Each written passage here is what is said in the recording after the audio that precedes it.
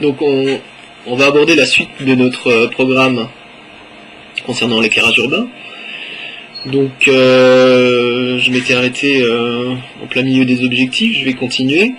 Notre objectif qu'on se fixe, c'est de n'allumer qu'un spot, que l'un des deux spots halogènes du parking de Brissac-le-Haut, et de l'éteindre à partir de 23h, de réorienter les capots de ces spots à l'horizontale. Ils sont très éblouissants et ils éclairent en partie le ciel, donc la norme c'est d'avoir un éclairage avec un capot à l'horizontale. On étudiera rapidement la possibilité d'installer à moindre coût un capteur de présence qui en commandera l'allumage, et on remplacera par la suite les lampadaires par des lampadaires plus adaptés. On équipera à Brissac-le-Haut toujours les WC publics d'un interrupteur doté d'une minuterie, parce qu'à l'heure actuelle les toilettes de Brissac-le-Haut, les toilettes publiques sont éclairées toute la nuit, ce qui est totalement inutile,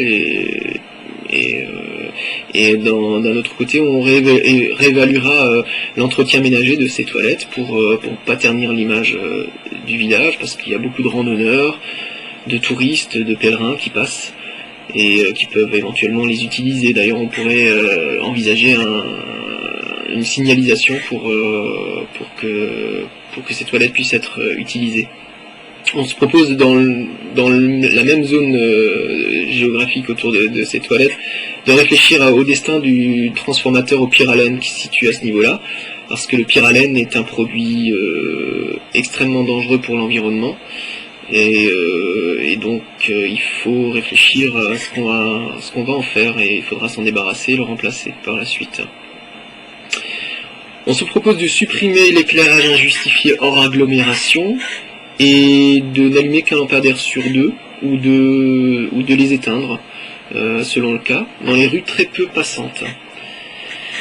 On allumera qu'un lampadaire sur deux à chaque fois que ça sera réalisable, et réalisable sans entraver la sécurité, et on programmera l'extinction de ceux-ci entre 0h et 5h.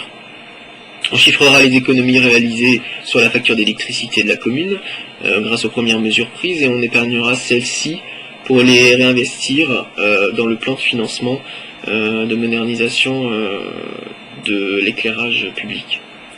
On remplacera progressivement, lorsqu'on disposera du budget nécessaire, les ampoules existantes par des ampoules plus économes, et les lampadaires qui seront devenus obsolètes par des lampadaires qui répondent au cahier des charges qu'on se sera fixé. Et si possible, on fera en sorte que ce soit des lampadaires munis de panneaux solaires. On envisagera toutes les solutions techniques existantes pour optimiser notre action, et des solutions techniques il en existe énormément, donc on pourra mettre en œuvre vraiment des choses très adaptées. On procédera à un appel d'offres sur les marchés publics.